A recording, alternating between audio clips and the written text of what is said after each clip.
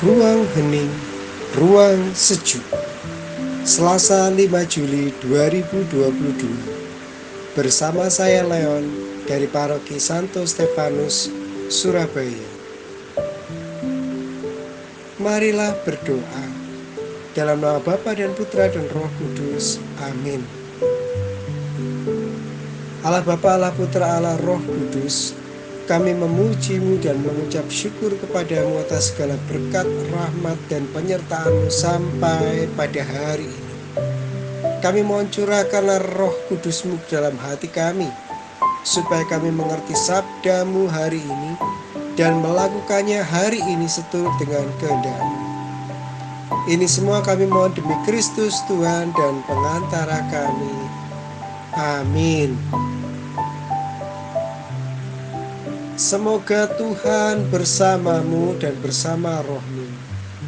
Inilah Injil suci menurut Matius. Dimuliakanlah Tuhan. Matius bab 9 ayat 32 sampai dengan 38. Pada suatu hari dibawalah kepada Yesus seorang bisu yang kerasukan setan. Setelah setan diusir, orang bisu itu dapat berbicara. Maka heranlah orang banyak. Katanya, hal semacam itu belum pernah dilihat orang di Israel. Tetapi orang Farisi berkata, dengan kuasa penghulu setan, ia mengusir setan. Demikianlah Yesus berkeliling ke semua kota dan desa. Yesus mengajar dalam rumah-rumah ibadat dan mewartakan Injil Kerajaan Surga serta melenyapkan segala penyakit dan kelemahan. Melihat orang banyak itu, tergeraklah hati Yesus oleh belas kasih kepada mereka, karena mereka lelah dan terlantar seperti domba yang tidak bergembala. Maka kata Yesus kepada murid-muridnya, tuaian memang banyak, tetapi sedikitlah pekerjaannya.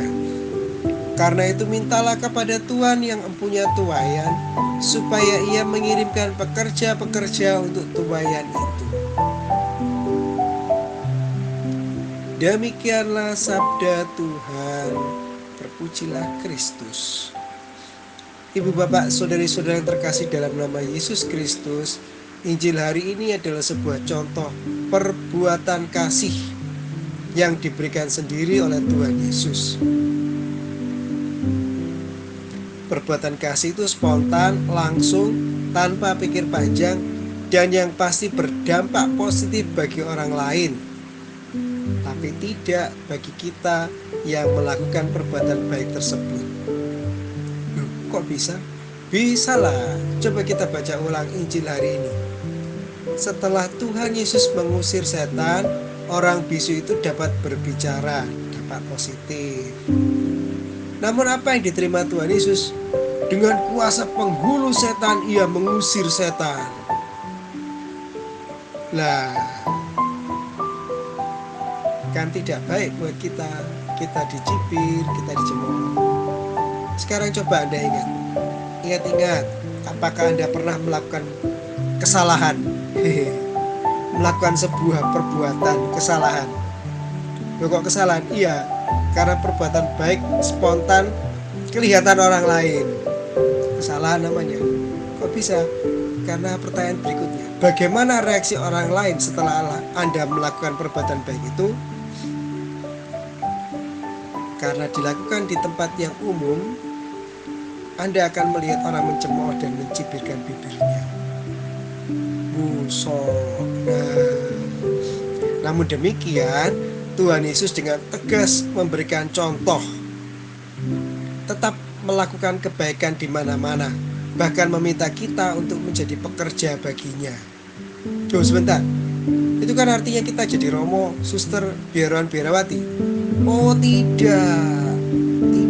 Anda dan saya yang sudah dibaptis, apalagi sudah menerima sakramen Krisma, wajib melakukan perbuatan baik kepada siapa saja di sekitar kita, dan tetap melakukan perbuatan baik meskipun banyak yang mencibir dan mencemooh. Cuek aja bro, anjing menggonggong, kafilah berlalu. Ada sebuah cerita. Suatu ketika ada seorang nenek tua yang kesulitan untuk menyeberang jalan. Otomatis jadi tontonan banyak orang. Karena nenek itu belum bisa menyeberang juga, lama-lama banyak sekali yang menonton.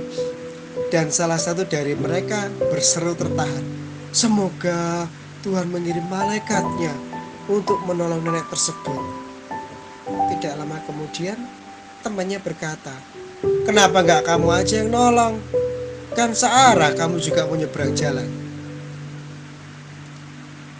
Tik tok, tik tok, tik tok. Mengerti maksudnya kan? Nah, salah satu peran kecil kita dalam karya keselamatan Tuhan adalah melakukan kebaikan setiap saat semampu kita dan wajib tahan cibiran dan cemoohan dari orang lain. Marilah berdoa bagi orang-orang yang pada hari-hari ini sedang menderita sakit apapun sakitnya. Semoga Tuhan Yesus menjamah dan menjadikannya sembuh. Bagi orang-orang yang sedang terhimpit sendiri kesepian tak mampu melihat kebaikan Allah, semoga Allah Bapa memberi kesejukan dan kedamaian di hatinya. Bapa yang baik, mampukan kami menjalani bagian kami dalam rangkaian tata keselamatan seluruh umat manusia ini bersama Bunda Maria. Demi Kristus Tuhan dan pengantara kami. Amin. Dalam nama Bapa dan Putra dan Roh Kudus. Amin.